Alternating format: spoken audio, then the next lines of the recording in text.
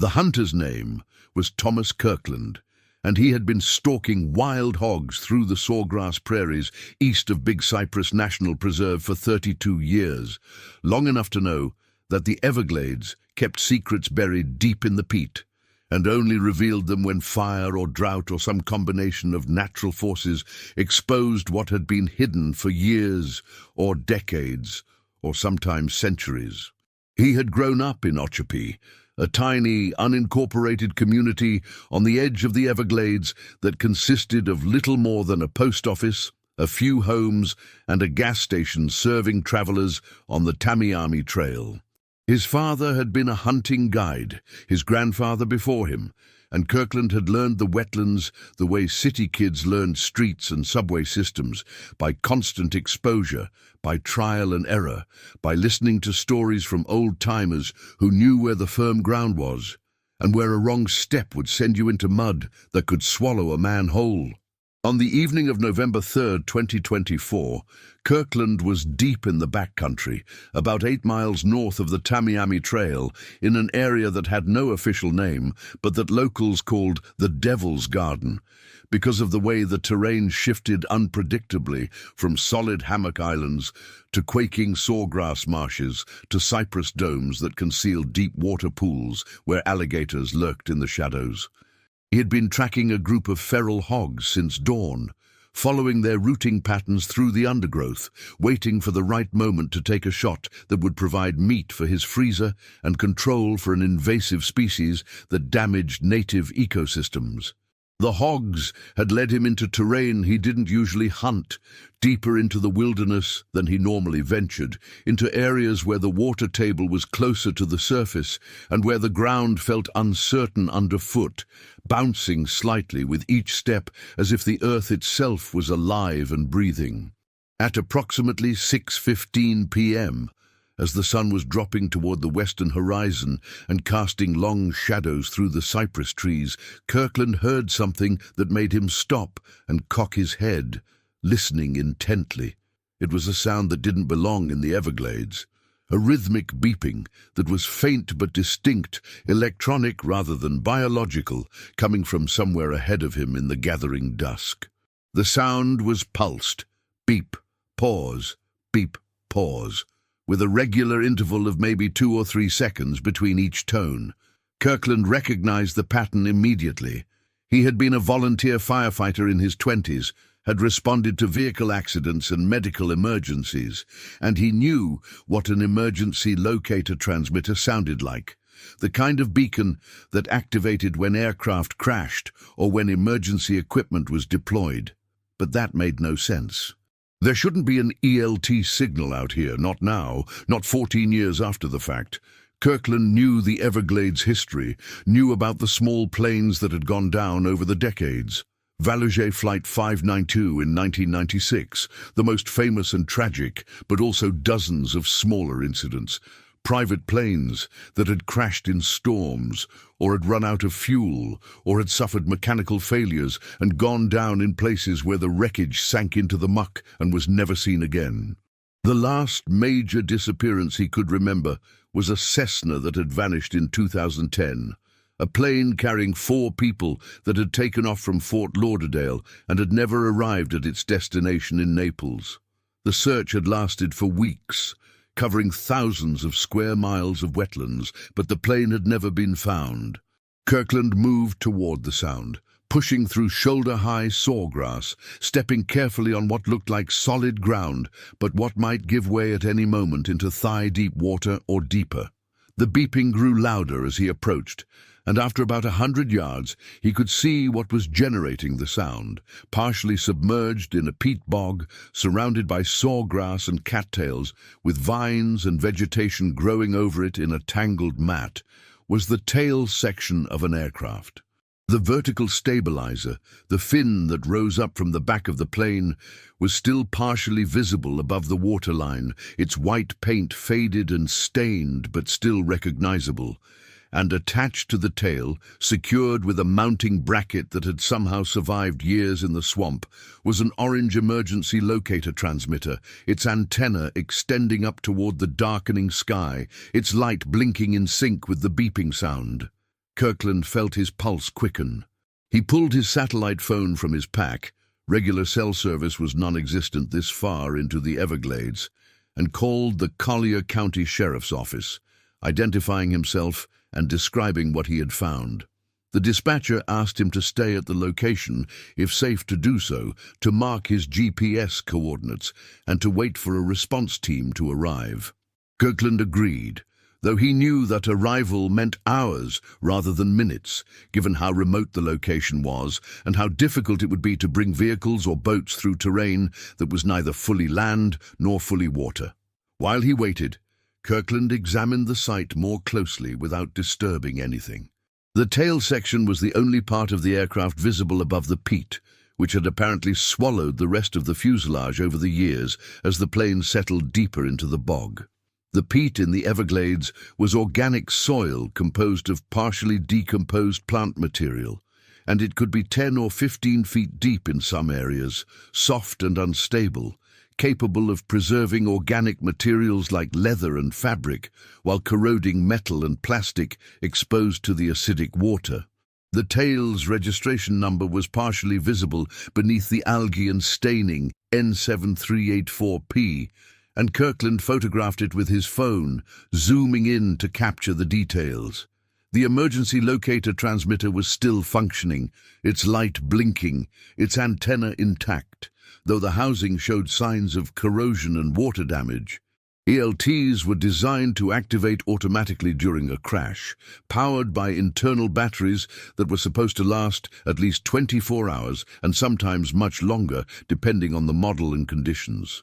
But this ELT had been beeping for what Kirkland estimated was at least several days, possibly longer, based on the battery's condition and the fact that he was the first person to report hearing it.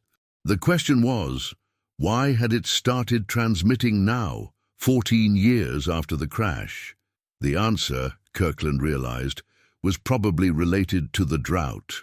South Florida had been experiencing severe drought conditions for the past 8 months, with rainfall 30% below normal and water levels in the Everglades dropping to historic lows. The receding water had exposed sections of the wetlands that had been underwater for years, revealing tree islands and rock formations and apparently aircraft wreckage that had been submerged since 2010. The ELT must have been underwater all this time, its electronics inactive due to the moisture, and when the water level dropped and the device dried out, it had reactivated, beginning to transmit the distress signal that was supposed to guide rescuers to crash survivors. But there were no survivors. Not after 14 years. If there had been anyone alive in the aircraft when it crashed, they were long dead, either from impact or from drowning, or from exposure in a swamp that offered no shelter and no hope of rescue for someone stranded without food, water, or means of communication. What Kirkland had found was a grave, a metal tomb that had held its occupants for over a decade, hidden beneath the water and peat, unknown to the families who had spent years wondering what had happened to their loved ones. The response team arrived at 10:30 p.m., 4 hours after Kirkland's initial call. The team consisted of deputies from the Collier County Sheriff's Office, personnel from the Florida Fish and Wildlife Conservation Commission who had airboat capability, and a representative from the National Transportation Safety Board who had been contacted by the Sheriff's Office and who had driven down from Fort Myers. They brought portable floodlights, pumps, excavation equipment, and body recovery gear, all of it transported on airboats that could navigate the shallow water and thick vegetation that made the area inaccessible to conventional vehicles. The NTSB representative was a senior investigator named Angela Martinez, who had worked dozens of aircraft accident cases over her 23-year career with the board. She examined the tail section, photographed the registration number, and immediately radioed her office to request a records check. Within minutes, she had a response. N7384P was registered to a Cessna 172 Skyhawk that had been reported missing on October 23, 2010, carrying 4 occupants. Pilot Thomas Brenner, age 42, and 3 passengers. His wife Catherine Brenner, age 40, his daughter Emma Brenner, age 16, and his son Lucas Brenner, age 12. The plane had taken off from Fort Lauderdale Executive Airport at 2:15 p.m. on a flight plan that showed a destination of Naples Municipal Airport, a distance of about 90 miles that should have taken less than an hour in good weather. The plane had never arrived, and despite an extensive search involving the Civil Air Patrol, the Coast Guard, the Collier County Sheriff's Office, and volunteer pilots who flew grid patterns across the Everglades for weeks, no trace of the aircraft had been found. Martinez felt the familiar weight of a cold case coming back to life. She had worked the Brenner disappearance in 2010, had coordinated the search operations, had interviewed family members and reviewed radar data and weather reports, and had been forced to conclude after 3 months that the plane had likely gone down in a remote area of the Everglades, where the wreckage had been swallowed by the swamp. The case had been classified as an accident, probable cause listed as undetermined due to lack of physical evidence, and the 4 occupants had been declared legally dead after 7 years when their families had petitioned the court for death certificates to settle estates and insurance claims. Now, 14 years later, the plane had been found. Martinez knew that recovery was going to be difficult. The aircraft was buried in peat, in an area with no road access, in conditions that would require specialized equipment and expertise. But she also knew it was necessary. The families deserved closure, deserved to have remains recovered and properly laid to rest, and the NTSB needed to examine the wreckage to determine what had caused the crash and whether there were any safety lessons that could prevent future accidents. If you followed this investigation from the moment a hunter heard a beacon in the swamp to the discovery that it was a plane that had been missing for 14 years, then you already understand how the Everglades can hide evidence in plain sight. And if you want to see how investigators excavated a crash site from a peat bog and pieced together what happened on that October afternoon in 2010, then stay with me. Because what they found is going to reveal a tragedy that could have been prevented and mistakes that cost 4 people their lives. The recovery operation began on November 5, 2024, 2 days after Kirkland had found the tail section. The delay was necessary to assemble the right equipment and personnel and to secure the site to prevent unauthorized access or disturbance of evidence. The operation was coordinated by the NTSB with support from the Collier County Sheriff's Office, the Florida Fish and Wildlife Conservation Commission, and a private contractor that specialized in environmental remediation and underwater recovery. The first challenge was accessing the site. The location was 8 miles from the nearest road, in terrain that alternated between firm ground and deep water, with no clear route for vehicles. The team used airboats to transport personnel and equipment as close as possible, then established a staging area on a hammock island about a quarter-mile from the crash site. From there, they constructed a temporary boardwalk made of aluminum grating and plywood, creating a path that allowed team members to walk to the site without sinking into the muck. The second challenge was excavating the wreckage without destroying evidence or contaminating the site with modern materials. The peat bog had preserved parts of the aircraft, but it had also made the wreckage unstable and difficult to access. The team used portable pumps to lower the water level around the crash site, creating a work area that was muddy but manageable. They then used hand tools, shovels, rakes, brushes, to carefully remove layers of peat and vegetation, exposing more of the aircraft structure beneath. Over the course of a week, the team excavated the crash site, working in shifts, battling heat and humidity and mosquitoes that swarmed in clouds, taking frequent breaks to hydrate and to document what they found. The Cessna 172 was a small 4-seat aircraft, and the impact had caused significant damage, compressing the fuselage and breaking the wings away from the body.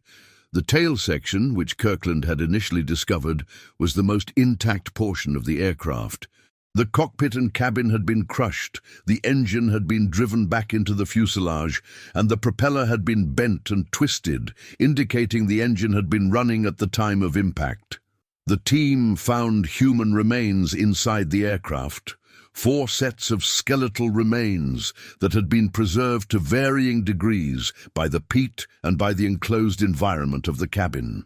The remains were carefully extracted, documented, and transported to the medical examiner's office in Fort Myers for identification and analysis. Dental records and DNA samples from family members confirmed what the aircraft registration had already suggested.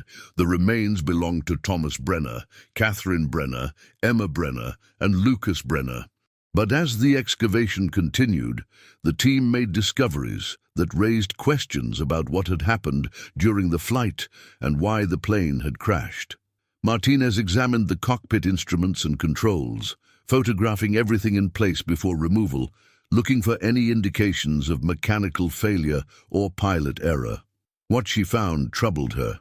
The fuel selector valve, which controlled which fuel tank was feeding the engine, was positioned to select the right tank. But when the team excavated the right wing and inspected the fuel tank, they found it was empty, completely dry, with no residual fuel even in the lines leading from the tank to the engine. The left tank, however, still contained fuel, approximately 6 gallons, based on measurements taken after pumping out water that had infiltrated the tank over the years. 6 gallons was enough to keep a Cessna 172 flying for at least 45 minutes, maybe an hour, depending on power settings and conditions. This suggested that the pilot, Thomas Brenner, had been drawing fuel from an empty tank when the engine quit, even though fuel was available in the other tank. It was a classic fuel starvation scenario, one of the most common causes of general aviation accidents, and one that was almost always preventable if the pilot noticed the problem and switched tanks before the engine stopped. But why hadn't Brenner switched tanks? Martinez reviewed the aircraft records and learned that Brenner had been a private pilot with over 300 hours of flight time, enough experience that he should have been comfortable managing fuel systems and should have been monitoring his fuel state throughout the flight. The flight plan showed he had departed Fort Lauderdale with full fuel tanks, 39 gallons total, enough for over 5 hours of flight time, and the distance to Naples was only 90 miles, a flight that should have consumed less than 10 gallons.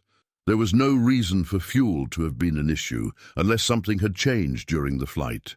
Unless Brenner had deviated from his planned route or had encountered weather that required him to fly longer than expected, or had made some other decision that had exhausted the fuel in one tank without him realizing it.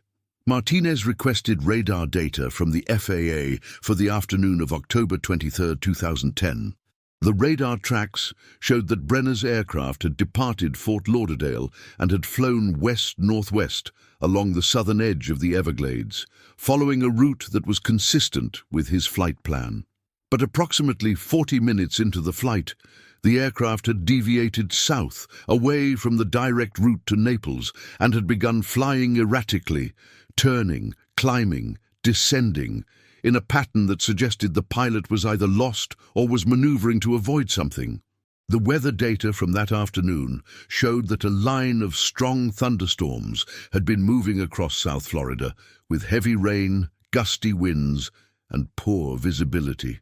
The storms had been forecast, and pilots had been advised to avoid the area or to delay flights until the weather cleared, but Brenner had apparently decided to proceed with his flight, possibly believing he could navigate around the storms or that the weather wouldn't be as bad as predicted. Martinez could see what had likely happened. Brenner had encountered the storm line, had attempted to fly around it, and had gotten disoriented in the poor visibility and turbulence. He had been so focused on avoiding the weather and on maintaining control of the aircraft that he hadn't monitored his fuel state closely enough.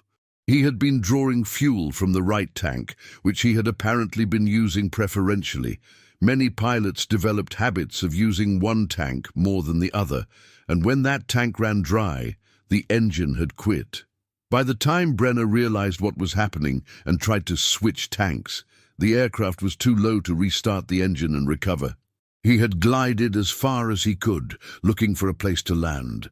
But the Everglades offered no good options, just sawgrass and water and peat, terrain that would destroy an aircraft on impact. Martinez found evidence supporting this scenario in the wreckage. The aircraft's altimeter was frozen at 280 feet, indicating the altitude at the moment of impact.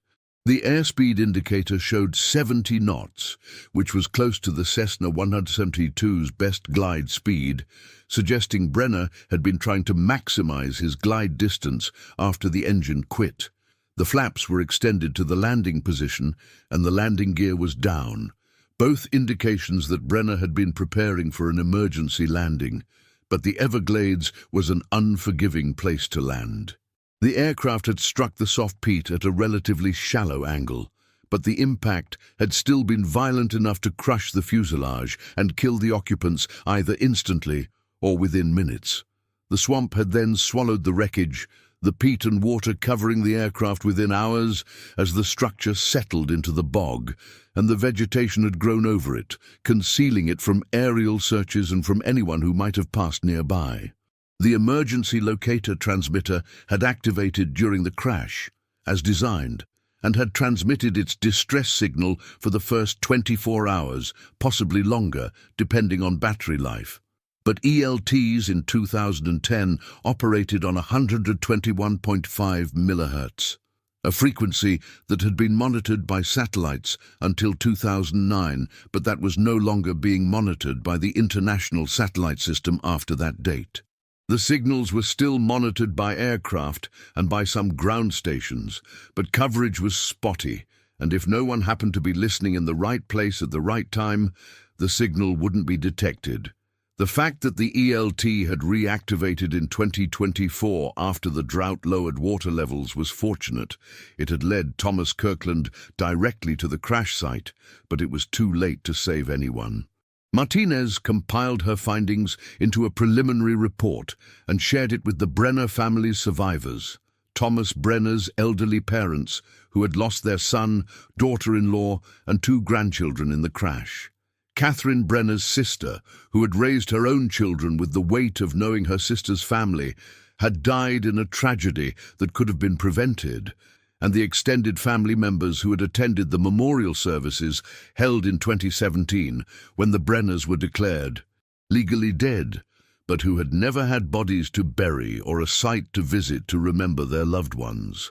The report concluded that the probable cause of the accident was fuel starvation due to pilot error in fuel management, with contributing factors including poor weather that led to route deviations and increased fuel consumption, and the pilot's failure to adequately monitor fuel state during flight. The report noted that the accident was preventable, and that if Brenner had switched to the left fuel tank when the engine quit, or if he had been monitoring fuel more carefully throughout the flight, he could have avoided the crash.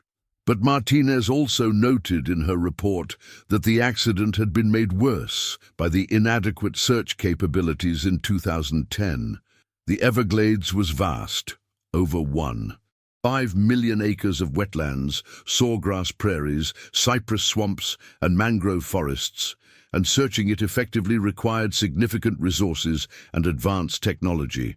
In 2010, the search had relied primarily on visual observation from aircraft and from airboats, with searchers looking for signs of wreckage or debris, but the swamp had hidden the aircraft so effectively that even intensive searches had missed it.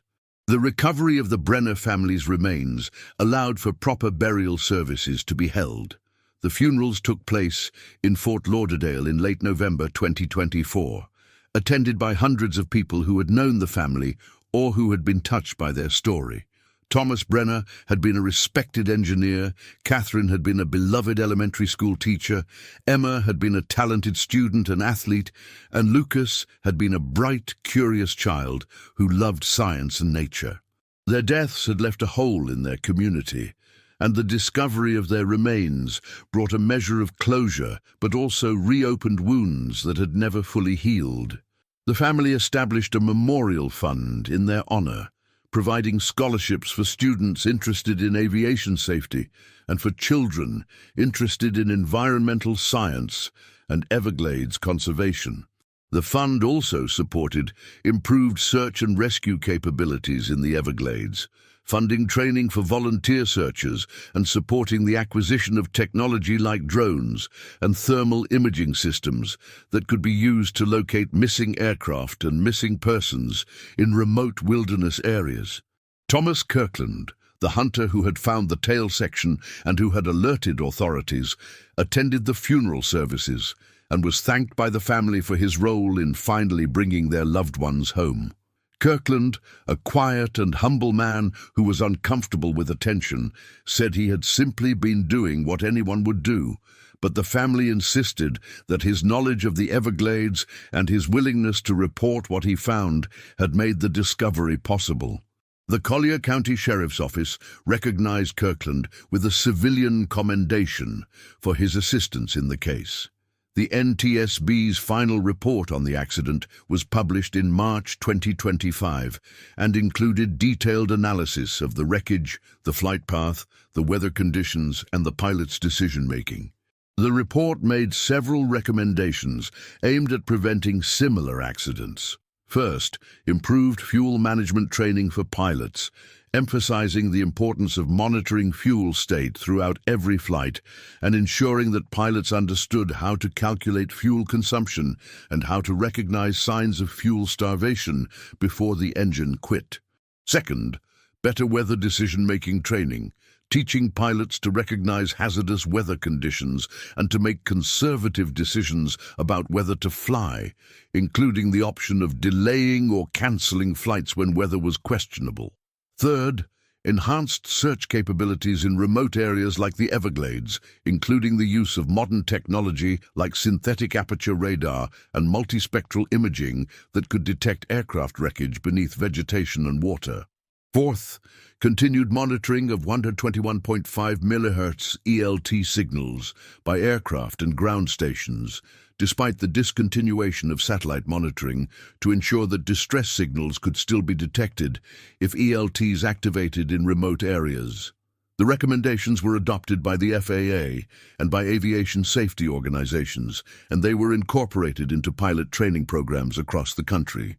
The Brenner accident became a case study in aviation safety courses, used to teach student pilots about fuel management, weather decision-making, and the importance of conservative judgment when flying in challenging conditions. The Everglades, vast and wild and unforgiving, remained one of the most challenging environments for aviation in the United States. Pilots who flew over the wetlands knew they were flying over terrain that offered few options for emergency landings and that could swallow an aircraft without a trace if something went wrong.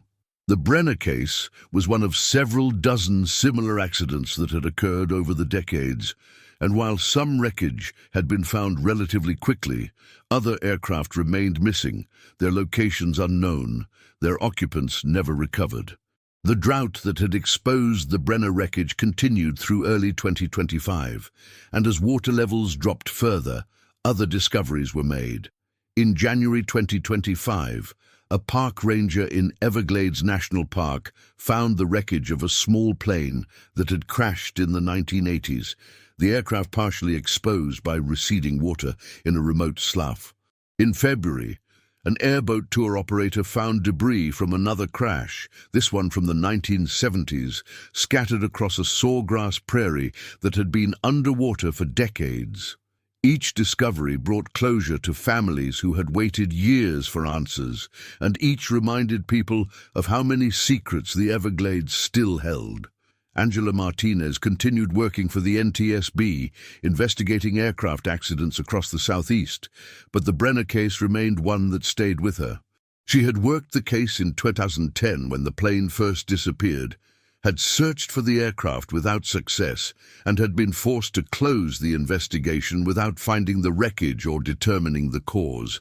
14 years later, she had finally been able to complete the investigation, to give the family answers, and to identify safety issues that could prevent future accidents. It was the kind of closure that investigators rarely got with cold cases, and Martinez was grateful that Kirkland had been in the right place at the right time to hear the ELT signal and to report what he found.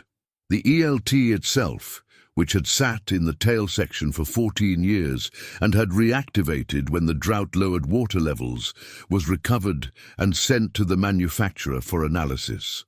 The device was an older model that had been certified in the 1990s and that used battery technology that was obsolete by 2024 standards. The manufacturer's analysis showed that the ELT had indeed transmitted immediately after the crash in 2010, had continued transmitting until the battery died approximately 36 hours later, and had then remained dormant until October 2024, when the device had dried out sufficiently for residual battery power to reactivate the transmitter. The signal that Kirkland had heard was being powered by the last remnants of battery capacity, a final pulse of energy that had lasted just long enough to guide searchers to the wreckage. The manufacturer used the Brenner case as motivation to develop improved ELT technology that was more reliable, more powerful, and that could continue operating even when partially submerged.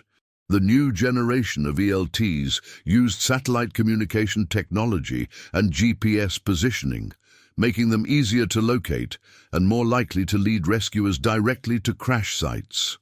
The FAA mandated the new technology for all aircraft manufactured after 2026, and older aircraft were strongly encouraged to upgrade their ELTs to the new standard. The Brenner family's story was featured in several aviation safety publications and in a documentary about Everglades accidents that aired on the Weather Channel in 2026. The documentary, titled Lost in the River of Grass, examined multiple aircraft accidents that had occurred in the Everglades over the decades and discussed the unique challenges of flying over wetlands and of searching for wreckage in terrain that was hostile to both aviation and to ground-based recovery efforts. The documentary included interviews with Martinez, with Kirkland, with family members, and with other pilots and search and rescue personnel who had experience with Everglades operations. The documentary emphasized that while the Everglades was beautiful and ecologically important, it was also dangerous for aviation, and pilots needed to treat it with the respect it deserved. The wetlands offered no roads, no cell towers, no infrastructure that could support emergency response. If a pilot got into trouble over the Everglades, help might be hours or days away, and survival depended on making the right decisions before the crisis occurred. Decisions about fuel, about weather, about route planning, about whether to fly at all. The Brenner family's remains were buried in a cemetery in Fort Lauderdale, in a plot that overlooked a lake and provided a peaceful setting for remembrance. The headstone listed all 4 family members, Thomas, Catherine, Emma, and Lucas, and included an inscription chosen by Thomas's parents: "Together in life, together in death, forever in our hearts." The site of the crash in the Everglades remained unmarked except for GPS coordinates that were recorded in NTSB and Park Service databases. The wreckage had been removed during the recovery operation, and the peat bog had quickly filled back in, leaving no visible sign that an aircraft had ever been there. The Everglades had a way of erasing evidence, of reclaiming land, of returning to its natural state with remarkable speed. Within months, sawgrass and cattails had grown over the excavation site, and within a year it would be impossible to tell that human activity had ever disturbed the area. Thomas Kirkland continued hunting in the Everglades, though he said the experience of finding the Brenner wreckage had changed how he viewed the landscape. He had always known the Everglades was dangerous, that it could kill someone who wasn't careful or who got lost. But finding the aircraft had made the danger more personal, more real. He thought about the Brenner family often, wondered what their final moments had been like, whether they had known they were going to die, or whether the impact had been so sudden they hadn't had time to be afraid. Kirkland also became more vigilant, about reporting unusual findings during his hunts. He knew now that the Everglades held wreckage from multiple accidents, that there were probably other aircraft buried in the peat that hadn't been found yet, and that his knowledge of the terrain and his willingness to explore remote areas meant he might find other crash sites. He carried a satellite phone on every hunt, kept detailed GPS logs of his routes, and stayed in contact with the sheriff's office and with park rangers who could respond if he found something significant. The drought that had exposed the Brenner wreckage eventually ended in the summer of 2025, when a series of tropical storms brought heavy rain to South Florida and raised water levels in the Everglades to near-normal conditions. The areas that had been exposed during the drought were once again underwater, and any wreckage that hadn't been found during the low water period was once again hidden beneath the surface.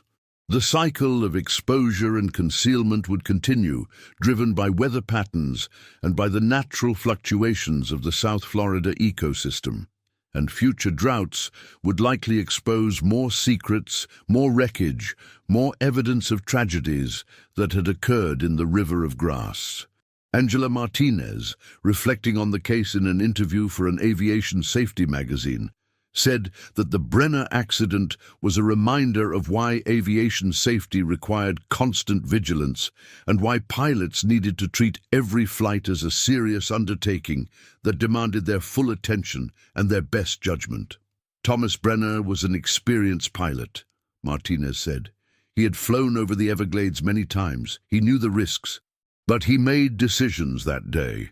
Decisions about weather, about fuel management, about route planning, that put his family in danger. And when the engine quit, he was too low and too far from help to recover.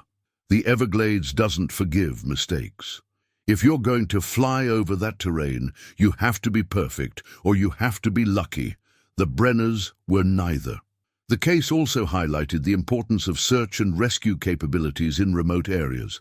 Martinez noted that while the initial search in 2010 had been extensive and had involved dozens of aircraft and hundreds of volunteers, it had still missed the wreckage because the Everglades was too vast and too dense to search completely.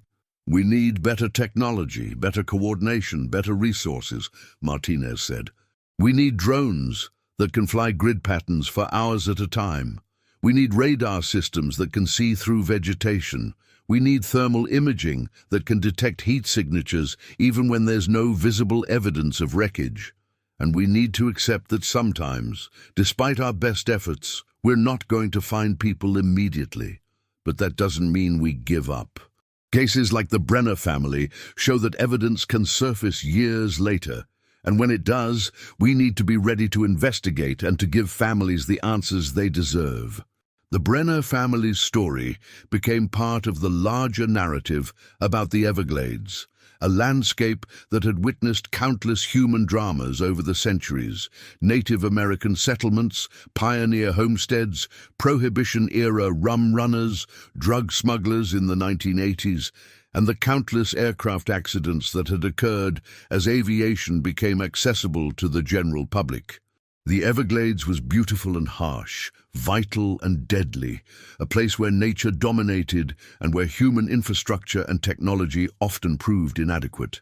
The emergency locator transmitter that had led Kirkland to the crash site was preserved by the NTSB as an example of how old technology could still serve a purpose even years after it was supposed to have stopped working. The device was displayed at aviation safety conferences and was used as a teaching tool about the importance of emergency equipment and about the need to maintain and upgrade safety systems as technology improved. The case prompted discussions among pilots and aviation safety experts about fuel management practices and about how to teach pilots to avoid the mistakes that had cost the Brenners their lives. Flight instructors began emphasizing fuel management more heavily in training, using the Brenner accident as a case study and asking students to calculate fuel consumption for different scenarios, to practice switching between tanks, and to discuss what they would do if the engine quit over terrain like the Everglades.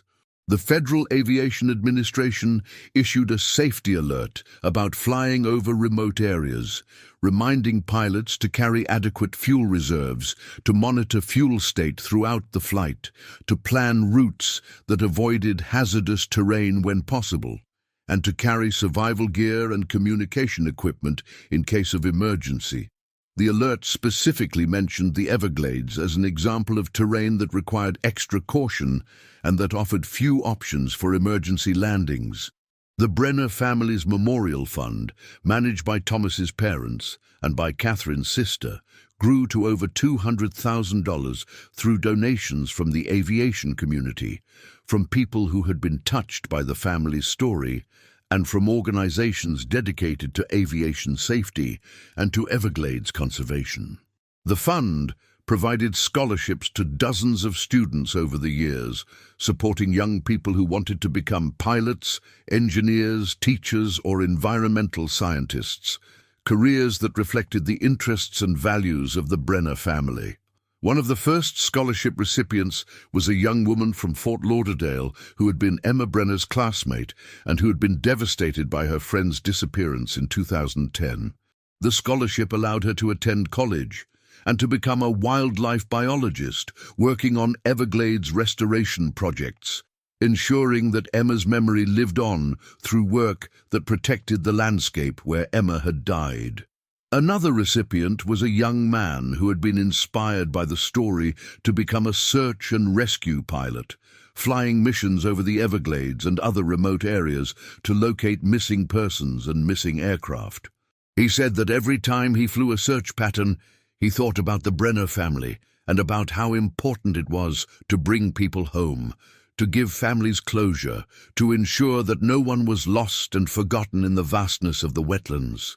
The Brenner case remained in the NTSB's database as a solved accident, a case that had been cold for 14 years but that had finally been resolved through a combination of environmental factors, the drought that lowered water levels, and human factors. Thomas Kirkland's knowledge of the terrain and his willingness to investigate an unusual sound. It was a reminder that cold cases could be solved, that evidence could persist even in harsh conditions, and that the dedication of investigators and the persistence of families could eventually bring truth to light. The Everglades continued to flow, a slow-moving river of sawgrass and water that stretched from Lake Okeechobee to Florida Bay, supporting an ecosystem that was unique in the world and that provided habitat for countless species of plants and animals. The wetlands were a treasure, protected by national park status and by state and federal regulations, but they were also a graveyard, holding the remains of people who had died in aircraft accidents, boat accidents, and simply by getting lost in terrain that looked the same in every direction and that offered no landmarks or reference points for navigation. The Brenner family's story was a tragedy, but it was also a testament to the resilience of families who refused to give up hope, to the dedication of investigators who continued working cases even when the trail had gone cold, and to the power of chance discoveries in revealing long-hidden truths. A hunter following wild hogs, a drought exposing wreckage, an ELT transmitting one final signal. These elements had combined to solve a mystery that had persisted for 14 years and to bring 4 people home to their families. And in the end, that was what mattered. Not the technology or the investigation techniques or the regulatory changes, but the simple human need to know what had happened to loved ones, to have a place to mourn, and to ensure that those who died were remembered not as missing persons or as statistics, but as real people who had lived and loved and who deserved to be honored and remembered for the lives they had lived rather than for how those lives had ended.